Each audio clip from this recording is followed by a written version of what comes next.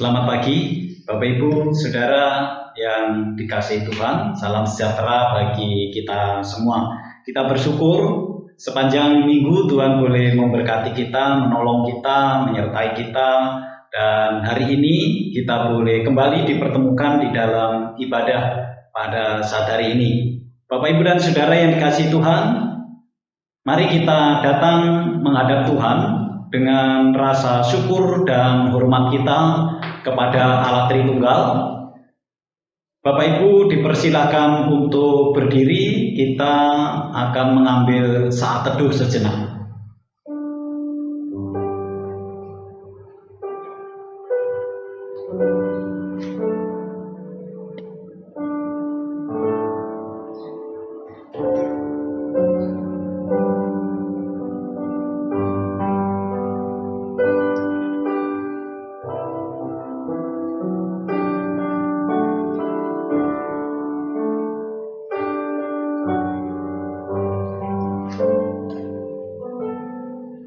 Ibadah kita hari ini dimulai dengan satu pengakuan bahwa pertolongan kita datangnya dari Allah yang menjadikan langit dan bumi beserta segala isinya dan yang tidak pernah meninggalkan hasil perbuatan tangannya. Turunlah kiranya atas kita sekalian kasih karunia dan damai sejahtera dari Allah Bapa, Putra, dan Roh Kudus. Amin. Bapak Ibu dan Saudara yang dikasihi Tuhan, mari kita memberikan hormat pujian kita kepada Allah Tritunggal. Berilah hormat padanya.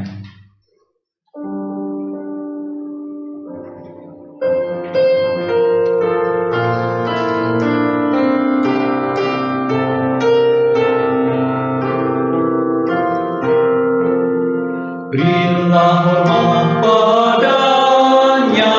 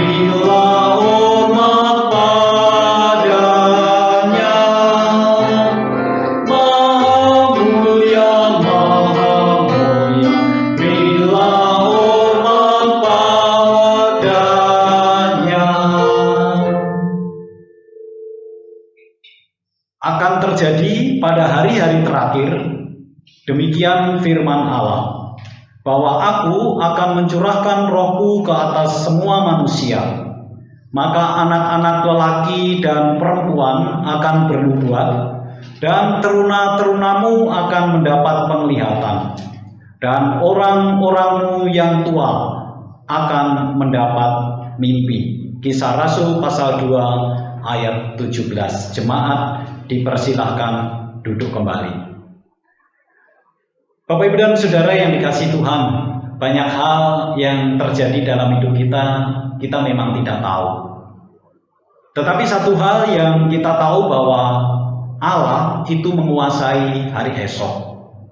Oleh sebab itu, mari kita tetap bertekad untuk tetap hidup di dalam Tuhan. Aku tahu Tuhan menguasai hari esok.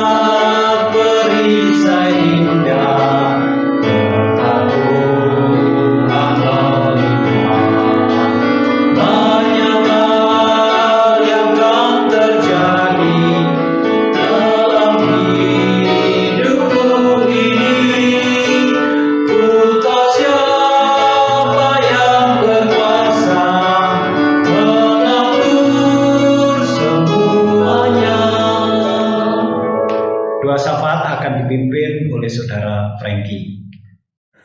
Shalom, selamat pagi Bapak Ibu Saudara yang dikasihi oleh Tuhan. Kita bersyukur di tengah-tengah ibadah kita masih ada kesempatan untuk menaikkan doa-doa kita kepada Tuhan. Untuk itu, saya ajak kita semua satu dalam doa. Mari kita berdoa. Segala pujian, syukur, dan hormat, limpah terima kasih kami panjatkan kepada Tuhan Yesus Kristus. Engkau adalah Allah yang setia dalam kehidupan kami. Engkau adalah Allah yang luar biasa. Kasih-Mu tidak pernah putus dalam kehidupan kami. Kami bersyukur untuk segala hal yang Tuhan sudah lakukan bagi kami. Ya Bapa, kami juga bersyukur di tengah-tengah peribadatan kami. Ada kesempatan bagi kami untuk menaikkan doa syafaat kami kepadamu. Pada pagi hari yang indah ini ya Tuhan, sebelum kami jauh dalam doa kami datang menghampiri tahta-Mu, merendahkan diri ya Tuhan, seraya kami ingin mengakui segala perbuatan kami kepadamu. Sebagai manusia yang penuh dengan keterbatasan, manusia yang penuh dengan kelemahan dan dosa, kami datang mengakui di hadapan-Mu ya Bapa, bahwa kami adalah manusia yang penuh dengan dosa, manusia yang tidak layak di hadapan-Mu ya Tuhan. Namun karena kasih-Mu Engkau telah melayakkan kami. Pada pagi hari ini ya Tuhan, kami mengakui begitu banyak hal yang kami lakukan melawan kehendak-Mu. Seringkali kami jauh daripada-Mu. Seringkali kami melakukan hal yang menyakiti hati-Mu. Seringkali kami tidak taat melakukan kebenaran firman-Mu ya Tuhan. Untuk itu ya Tuhan, kami memohonkan pengampunan yang daripada Tuhan. Ampunilah kami ya Bapa. Ampunilah seluruh kehidupan kami. Kami hanya datang kepadamu memohonkan pengampunan yang sejati daripadamu ya Tuhan. Ya Bapa, pada pagi hari yang indah ini, kami datang berseru kepadamu, datang berdoa kepadamu ya Tuhan. Kami bersyukur untuk segala hal yang Tuhan nyatakan bagi kami. Begitu banyak berkat-berkat Tuhan yang Tuhan sudah limpahkan bagi kami. Kami bersyukur kalau sepanjang minggu Tuhan sudah menolong kami dalam segala hal yang kami lakukan. Dalam pekerjaan kami Tuhan sudah memberkati kami. Dalam usaha kami Tuhan sudah menolong kami. Dalam pelayanan kami penyertaan-Mu tidak pernah putus ya Tuhan. Terima kasih untuk segala berkat-Mu yang Tuhan berikan bagi kami. Baik itu berkat jasmani terlebih berkat rohani yang Tuhan berikan. Terima kasih ya Tuhan, terima kasih. Kami tidak dapat membalasnya selain kami datang hanya bersyukur dan memuji memuliakan nama-Mu di dalam kehidupan kami. Ya Bapa, pada pagi hari ini kami berdoa ya Tuhan. Kami teringat bahwa saudara-saudara kami boleh berjumpa dengan hari kelahirannya pada minggu ini. Kami bersyukur ya Tuhan. Ada satu kesempatan, 1 tahun lagi Tuhan berikan bagi mereka. Di tengah-tengah sukacita mereka ya Tuhan, kami datang kepadamu untuk bersyukur. Berdoa untuk Ibu Christine Lee. Berdoa untuk Ibu Maria Taula. Berdoa untuk Saudara Jericho. Terima kasih ya Tuhan untuk 1 tahun lagi yang Tuhan berikan bagi mereka. Kami tahu ini semua bukan karena kuat dan gagah mereka merawat hidup mereka. Tetapi ini adalah bukti cinta Tuhan dalam kehidupan mereka. Bukti penyertaan Tuhan. Bukti kasih sayang Tuhan di dalam kehidupan mereka. Terima kasih ya Tuhan. Terima kasih untuk usia yang 1 tahun lagi. Kami berdoa ya Tuhan, biarlah kasih-Mu, penyertaan-Mu di tahun-tahun selanjutnya, di tahun-tahun hidup mereka. Biarlah berkat kasih sayang Tuhan melimpah dalam kehidupan mereka. Terlebih ya Tuhan, dalam mengiring akan Engkau. Iman percaya mereka semakin hari semakin kokoh dalam Tuhan, semakin mengenal apa yang Tuhan inginkan dalam kehidupan mereka, semakin memahami apa yang menjadi isi hati-Mu ya Tuhan. Terima kasih ya Tuhan. Pada pagi hari ini,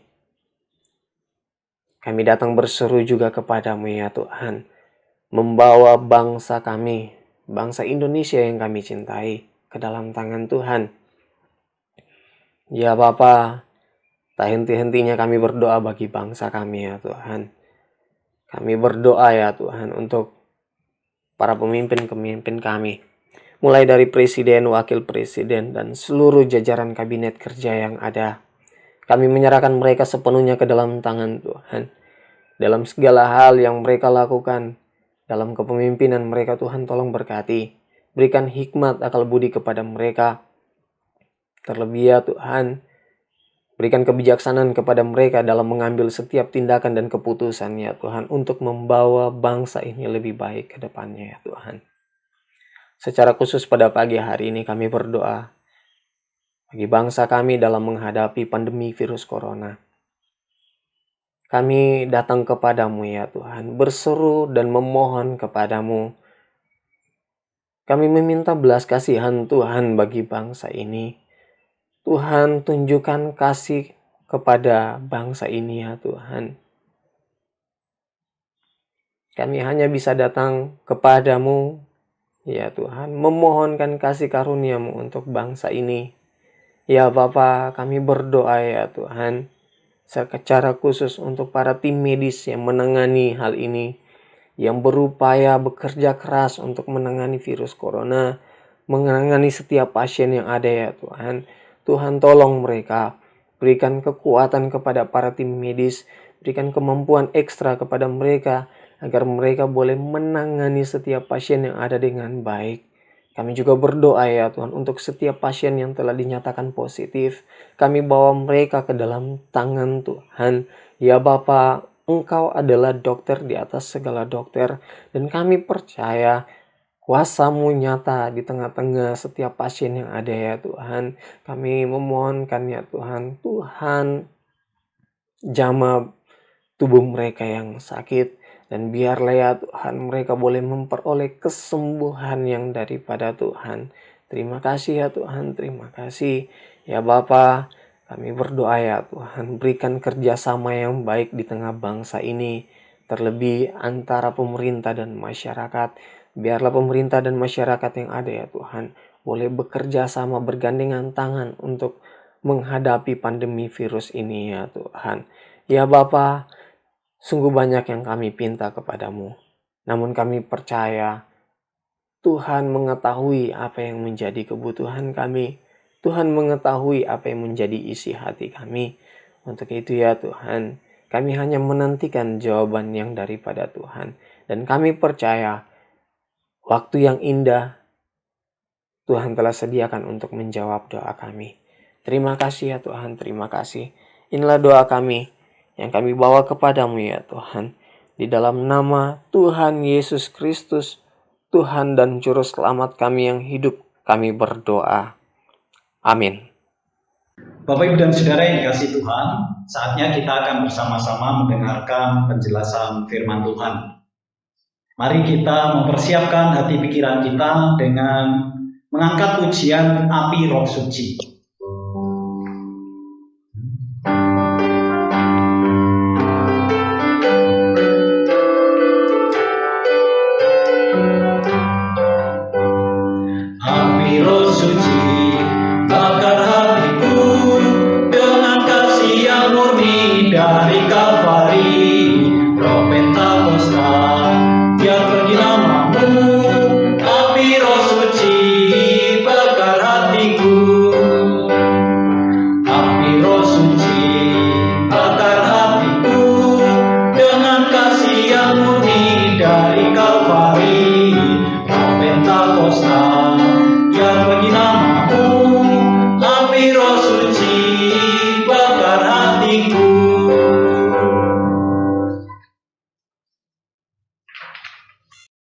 Selamat pagi Bapak Ibu, Saudara yang dikasihi Tuhan.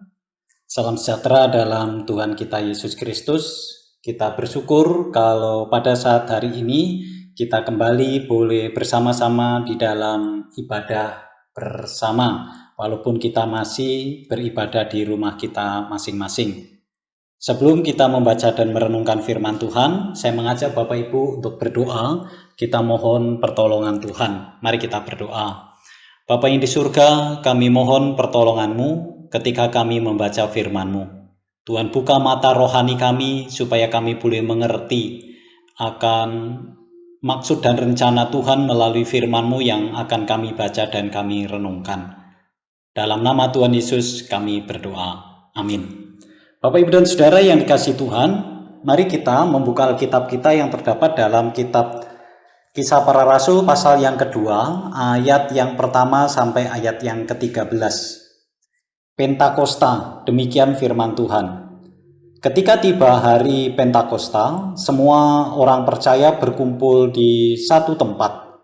Tiba-tiba turunlah dari langit suatu bunyi seperti tiupan angin keras yang memenuhi seluruh rumah di mana mereka duduk. Dan tampaklah kepada mereka lidah-lidah seperti nyala api yang bertebaran dan hinggap pada mereka masing-masing. Maka penuhlah mereka dengan Roh Kudus, lalu mereka mulai berkata-kata dalam bahasa-bahasa lain, seperti yang diberikan oleh Roh itu kepada mereka untuk mengatakannya. Waktu itu di Yerusalem diam orang Yahudi yang saleh dari segala bangsa di bawah kolong langit.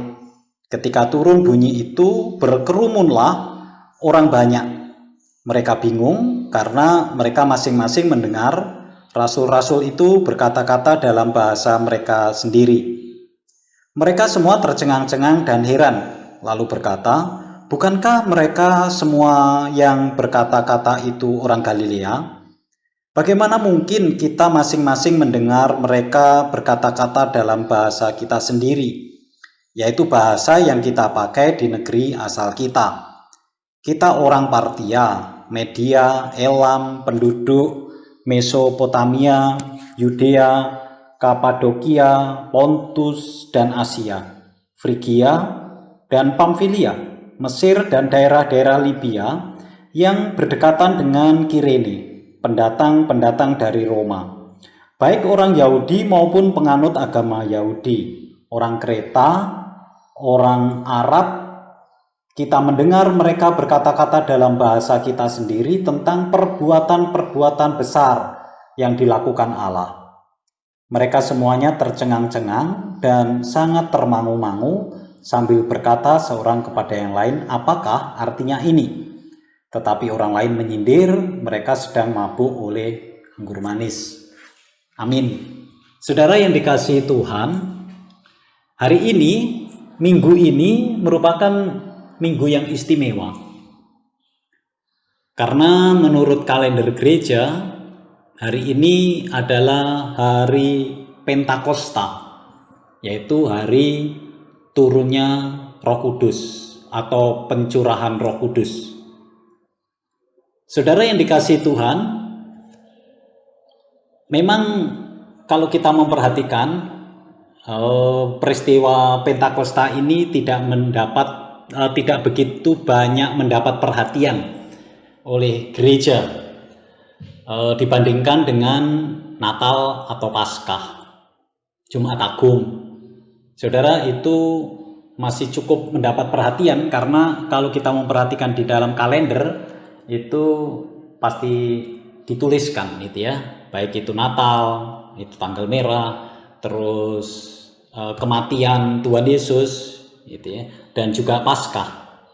Tetapi kalau kita melihat kenaikan Tuhan Yesus juga ada gitu ya, kenaikan Tuhan Yesus ke surga. Tetapi Pentakosta kalau di dalam kalender umum itu tidak pernah dicatat, ada catatan tentang ini hari Pentakosta. Padahal ini juga merupakan satu peristiwa yang sangat penting dalam sejarah keselamatan yang telah Tuhan kerjakan. Dan hari ini, saudara, saat hari ini kita mengingat tentang peristiwa turunnya Roh Kudus yang telah Tuhan janjikan mulai dari perjanjian lama dan juga perjanjian baru. Nah, beberapa hal yang penting yang akan coba kita pelajari dari kisah ini. Yang pertama, kita bicara tentang Pentakosta. Di ayat yang pertama di situ dikatakan ketika tiba hari Pentakosta. Nah, saudara, Pentakosta dalam pengertian Perjanjian Baru yang kita pahami, yang dipahami orang-orang Kristen saat hari ini adalah ketika kita memahami Pentakosta, maka itu berarti hari turunnya Roh Kudus yang terjadi pada hari ke-50 setelah Paskah, setelah peristiwa kebangkitan Tuhan Yesus. Nah, seperti yang sekarang kita ingat, yaitu hari turunnya Roh Kudus. Tetapi saudara yang dikasihi Tuhan, kalau kita memperhatikan bacaan kita tadi, ayat yang pertama di situ dikatakan ketika tiba hari Pentakosta. Nah, Pentakosta yang dicatat di dalam Kisah Para Rasul pasal yang kedua ini itu adalah Pentakosta dalam pengertian Perjanjian Lama. Jadi Pentakosta Perjanjian Baru yang kita pahami dengan Pentakosta Perjanjian Lama itu memiliki arti yang berbeda walaupun ada kesinambungannya. Nah, kalau Pentakosta di dalam kitab Kisah Para Rasul itu adalah Pentakosta dalam pengertian Perjanjian Lama. Nah, beberapa hal yang perlu kita ketahui, kita pahami tentang Pentakosta dalam Perjanjian Lama. Yang pertama, bahwa Pentakosta dalam Perjanjian Lama itu adalah terjadi pada hari ke-50, sama hari yang ke-50 setelah Paskah. Cuma pengertian Paskah dalam Perjanjian Lama dengan Perjanjian Baru juga beda. Kalau Paskah Perjanjian Lama itu adalah bebasnya bangsa Israel dari tanah Mesir. Itu adalah pengertian Paskah dalam Perjanjian Lama, yaitu keluarnya bangsa Israel dari tanah Mesir. Kalau Perjanjian Baru yang kita pahami Paskah adalah peristiwa kebangkitan Tuhan Yesus. Nah, Pentakosta Perjanjian Lama itu terjadi 50, hari ke-50 setelah Paskah. Nah, sebenarnya Perjanjian Baru juga sama. Pentakosta itu adalah hari ke-50 setelah Paskah, tetapi Paskah dalam pengertian kebangkitan Tuhan Yesus. Itu yang pertama. Jadi Pentakosta Perjanjian Lama itu terjadi hari ke-50 setelah Paskah, setelah bebasnya bangsa Israel dari tanah Mesir. Yang kedua, Pentakosta dalam Perjanjian Lama itu mengingat dua hal, yaitu pemberian hukum Tuhan dan perayaan syukur karena panen gandum. Itu bisa kita lihat di dalam kitab Ulangan 16 ayat yang ke-10. Dan pada hari Pentakosta itu orang-orang Israel itu tidak boleh bekerja. Nah, Bapak Ibu dan Saudara yang dikasihi Tuhan, terus apa yang terjadi pada saat Pentakosta di dalam kitab Kisah Para Rasul ini? Nah, saudara, pada saat itu murid-murid sedang berkumpul di suatu tempat sebagai ketaatan terhadap perintah Tuhan Yesus. Ketika Tuhan Yesus naik ke surga, Tuhan Yesus mengatakan kepada murid-muridnya supaya jangan meninggalkan Yerusalem, menunggu Roh Kudus dicurahkan. Jadi pada saat itu murid-murid sedang berkumpul di suatu tempat sebagai ketaatan terhadap perintah Tuhan Yesus supaya tidak meninggalkan Yerusalem. Nah, pada saat itu apa yang terjadi? Saudara, ayat yang kedua itu turunlah dari langit suatu bunyi seperti tiupan angin keras. Saudara, seperti ya. Jadi turun dari langit bunyi seperti tiupan angin keras. Ya, mungkin kita pernah mendengar bagaimana tiupan angin yang keras itu, tetapi yang jelas bahwa suara itu terdengar, tetapi mungkin tidak menggoyahkan apa-apa gitu ya. Karena kalau seperti tiupan angin yang keras, bukan seperti tetapi benar-benar tiupan angin yang keras, mungkin para murid ya keluar dari rumah, tetapi mereka tetap berada di dalam rumah. Jadi tidak ada anginnya, karena kalau anginnya ada, mereka pasti akan lari keluar rumah. Jadi yang terjadi adalah turun dari langit suatu bunyi seperti tiupan angin keras. Selanjutnya, apalagi yang terjadi? Tampaklah lidah-lidah seperti nyala api. Sekali lagi, lidah-lidah seperti nyala api yang bertebaran dan hinggap pada mereka masing-masing. Setelah itu apa? Roh Kudus turun dan memenuhi mereka. Jadi lidah-lidah seperti nyala api itu adalah merupakan Roh Kudus yang akhirnya memenuhi mereka. Para murid dipenuhi oleh Roh Kudus, ayat yang keempat. Artinya Roh Kudus itu menguasai mereka. Jadi bukan lagi dikuasai ketakutan, kecemasan, kekhawatiran, tetapi dikuasai oleh Roh Kudus.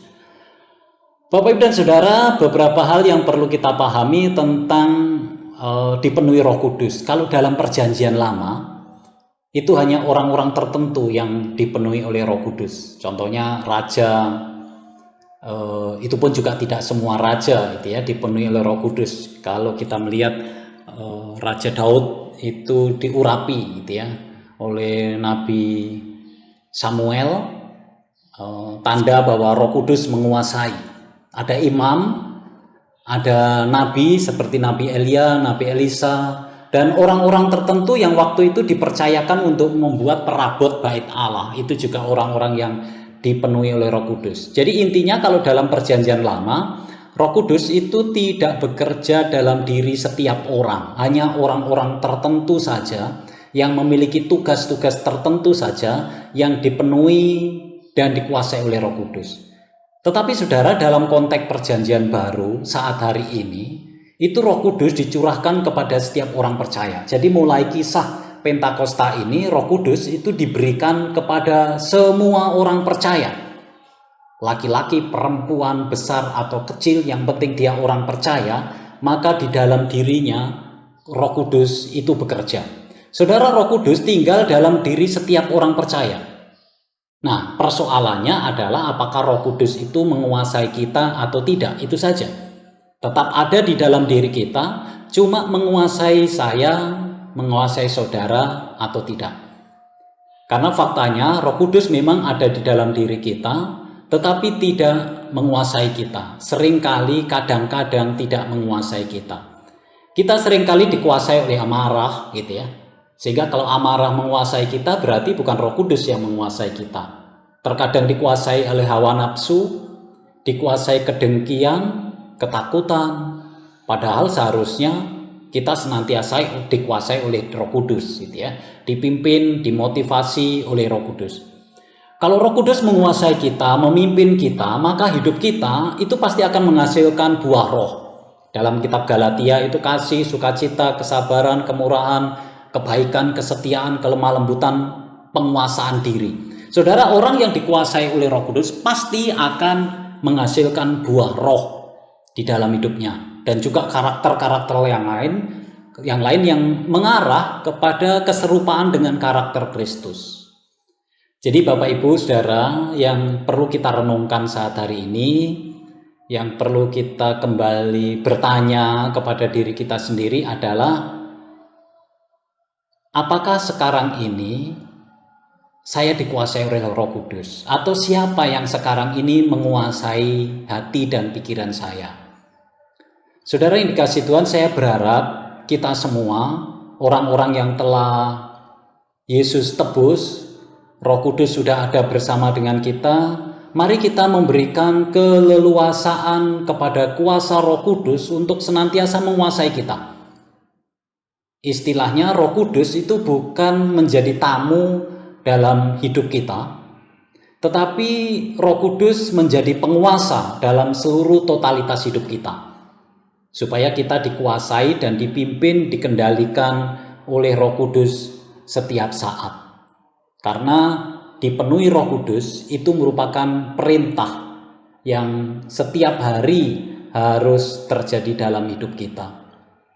Nah, Bapak Ibu dan Saudara yang dikasih Tuhan, jadi para murid waktu itu dipenuhi oleh Roh Kudus. Nah, pemberian Roh Kudus itu berhubungan erat dengan penggenapan janji Tuhan, baik dalam Perjanjian Lama maupun dalam Perjanjian Baru. Saya memberikan contoh saja bahwa pemberian Roh Kudus itu merupakan penggenapan dari janji yang disampaikan oleh Tuhan Yesus sendiri di dalam kitab Yohanes pasal 14 ayat 16, 17 dan 28. Ada ayat-ayat yang lain tapi saya akan bacakan beberapa ayat ini. Demikian firman Tuhan. Aku meminta kepada Bapa dan Ia akan memberikan kepadamu seorang penolong yang lain, supaya Ia menyertai kamu selama-lamanya, yaitu Roh kebenaran. Dunia tidak dapat menerima Dia dan tidak mengenal Dia, tetapi kamu mengenal Dia, sebab Ia menyertai kamu dan akan diam di dalam kamu. Tetapi penghibur, yaitu Roh Kudus yang akan diutus oleh Bapa dalam namaku, Dialah yang akan mengajarkan segala sesuatu kepadamu dan akan mengingatkan kamu akan semua yang telah kukatakan kepadamu. Nah, ini contoh saja bahwa pemberian Roh Kudus itu memang merupakan janji yang telah Tuhan berikan kepada orang percaya, kepada para murid. Saudara, kalau Tuhan berjanji, Tuhan pasti menggenapinya. Jadi Tuhan berjanji, Tuhan pasti akan menggenapi janjinya. Dan salah satu contohnya lagi yang hari ini kita bahas adalah Roh Kudus yang telah Tuhan janjikan, dan Tuhan memberikan Roh Kudus itu kepada orang percaya. Jadi jangan ragu, jangan goyah, pegang setiap janji Tuhan. Dan pasti Tuhan akan menggenapi janji-janjinya. Makanya sangat penting sekali kita itu mencintai firman Tuhan, membaca firman Tuhan. Karena setiap janji Tuhan itu sudah Tuhan nyatakan di dalam firman-Nya, di dalam Alkitab. Alkitab kita itu kan disebut dengan perjanjian lama dan perjanjian baru. Perjanjian kata dasarnya adalah janji. Jadi kalau kita mau menemukan janji Tuhan, tidak ada cara lain selain membaca Alkitab. Karena semua janji Tuhan sudah Tuhan nyatakan di dalam firman-Nya, yaitu Alkitab. Karena itu di dalam Alkitab ya kita harus mencintai firman Tuhan, gitu ya, sehingga kita bisa menemukan janji Tuhan di dalam firman-Nya. Janji Tuhan itulah yang memberikan kekuatan kepada setiap orang percaya. Saudara, janji itu bisa memberikan kekuatan kepada orang yang memegang janji tersebut. Contohnya, banyak orang Kristen yang mengalami penderitaan mulai dari gereja mula-mula, diskriminasi, ketidakadilan, penganiayaan, bahkan nyawa menjadi taruhannya. Tetapi mengapa mereka itu bisa tetap kuat menghadapi semuanya itu dan tidak menyangkal imannya?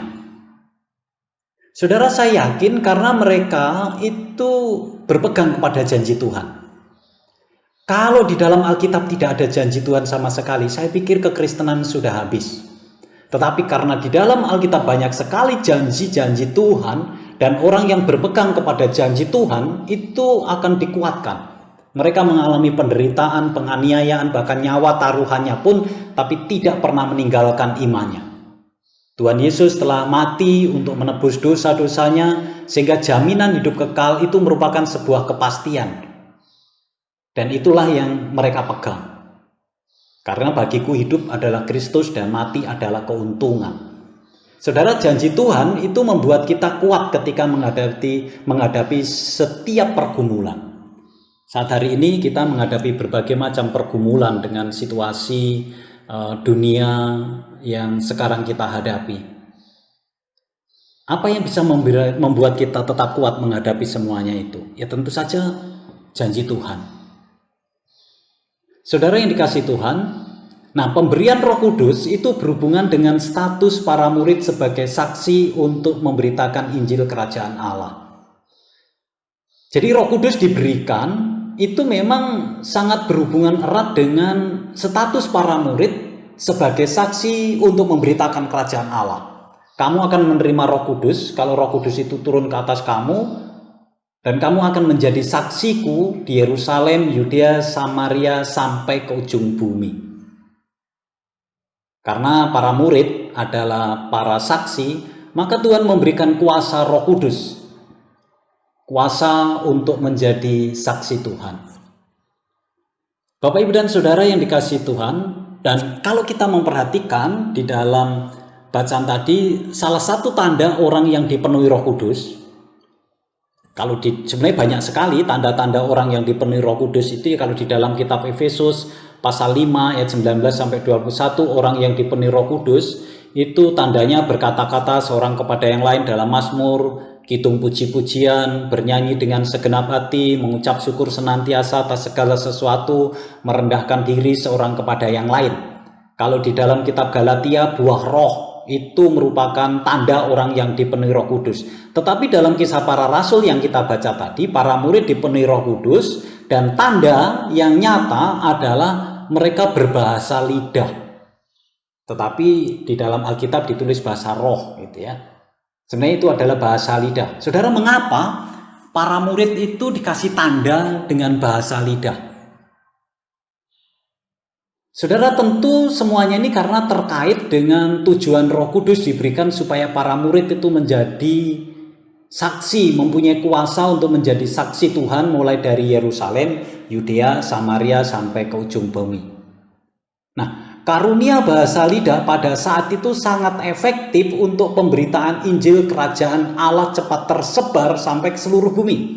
Ingat waktu itu Yerusalem diam, pada waktu itu Yerusalem itu diam orang-orang Yahudi yang saleh dari segala bangsa di bawah kolong langit untuk merayakan Pentakosta.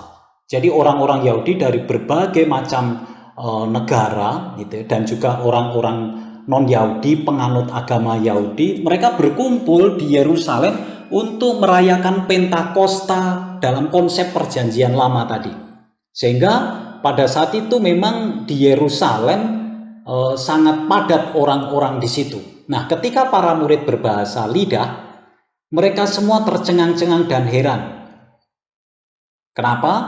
Karena orang-orang yang datang dari berbagai macam daerah itu mendengar murid-murid Yesus yang merupakan orang Yehuda, orang Yudea, tetapi mereka semua bisa mendengar bahasa yang dipergunakan oleh orang-orang Yahudi dari berbagai macam negara. Kalau kita memperhatikan mungkin sekitar ada 16 atau 15 negara gitu ya, yang mereka datang dan mereka mendengarkan para murid, para rasul, orang-orang percaya waktu itu menggunakan bahasa mereka dan menyampaikan tentang kabar sukacita yang datangnya daripada Tuhan. Jadi jelas sekali bahwa karunia Tuhan, bahasa roh, bahasa lidah, diberikan dengan tujuan supaya mereka bisa menjadi pemberita Injil yang efektif sampai saat itu. Sehingga ketika mereka kembali ke negara mereka masing-masing, mereka mendengar apa yang terjadi di Yerusalem. Coba kalau para murid cuma memakai bahasa Aram, yang memang bahasa dipakai setiap hari, tentu saja nggak semua orang yang datang itu mengerti.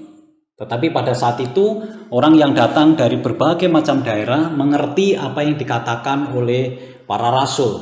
Dan kalau kita memperhatikan kisah selanjutnya di mana Petrus berkhotbah, ini adalah khotbah pertama yang dilakukan oleh Petrus sebagai saksi, dan jikalau kita memperhatikan 3.000 orang langsung bertobat. Nah, Bapak Ibu dan Saudara yang dikasihi Tuhan, jadi ketika kita mengingat peristiwa Pentakosta, sebenarnya kita diingatkan kembali sebagai orang percaya untuk mengobarkan kembali semangat pemberitaan Injil. Karena di Pentakosta inilah Injil diberitakan, murid-murid menjadi saksi Tuhan. Nah, saya dan saudara adalah orang yang sudah menerima Roh Kudus. Dan biarlah Roh Kudus itu juga senantiasa menguasai hidup kita. Dan kita juga menyadari bahwa dimanapun kita tetap adalah saksi Tuhan yang harus menceritakan Injil Kerajaan Allah. Baik melalui setiap kata-kata maupun melalui setiap kehidupan kita. Sehingga mengingat Pentakosta adalah mengingat semangat pemberitaan Injil yang dilakukan oleh para murid. Biarlah hari-hari yang boleh kita lalui dengan tetap mengingat bahwa saya dan saudara adalah saksi Kristus yang memang harus menceritakan Injil keselamatan kepada mereka yang belum menerimanya. Amin. Mari kita berdoa. Bapa yang di surga, kami mengucap syukur untuk kesempatan di mana kami boleh mengingat kembali satu peristiwa yang sangat besar terjadi dalam kehidupan orang percaya. Roh Kudus Tuhan curahkan, orang percaya boleh dikuasai oleh Roh Kudus, dan kami pun di dalam diri kami Roh Kudus juga bekerja. Kami rindu Roh Kudus benar-benar menguasai hidup kami, sehingga kami boleh digerakkan, dipimpin, dikuasai Roh Kudus menjadi saksi-saksi Tuhan dalam situasi dan kondisi apapun. Terima kasih Bapa yang di surga, terpujilah namamu, dalam nama Tuhan Yesus kami berdoa. Amin. Bapak, Ibu, dan Saudara yang dikasihi Tuhan, ada dua hal yang perlu saya sampaikan di sini. Yang pertama, dalam masa yang sulit ini, mari kita terus membangun hubungan kita dengan Tuhan. Kita percaya bahwa Allah itu Allah yang menguasai hari esok. Bagian kita adalah tetap hidup di dalamnya. Jadi mari kita terus membangun relasi hubungan kita dengan Tuhan, sehingga Tuhan tetap berikan kekuatan di dalam masa-masa yang sulit ini. Terus yang selanjutnya, hari Kamis kita tetap ada PA yang akan kita laksanakan bersama-sama seperti biasa jam 8 malam di WA Group Trinity. Mari kita bersama-sama belajar firman Tuhan supaya kita terus bertumbuh di dalam pengenalan kita akan firman Tuhan. Demikian beberapa penyampaian. Kita akan mengakhiri ibadah kita hari ini. Saya persilakan Bapak Ibu untuk berdiri, kita akan pujikan doksologi.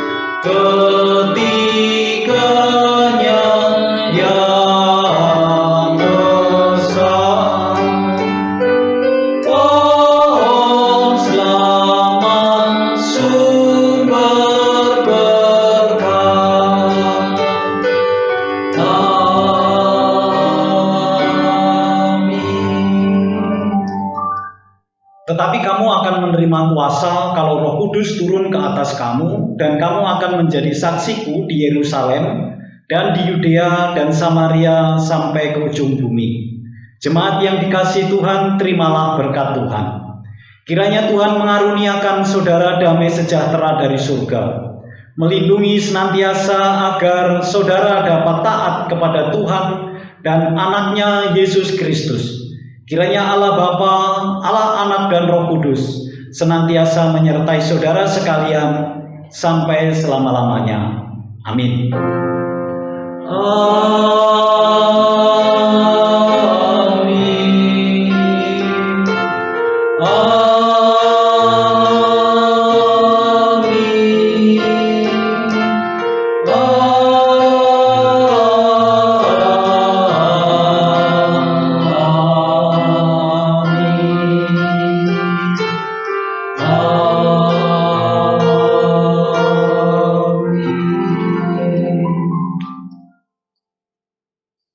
Ibadah kita selesai, silakan duduk, silakan mengambil saat teduh. Tuhan Yesus memberkati.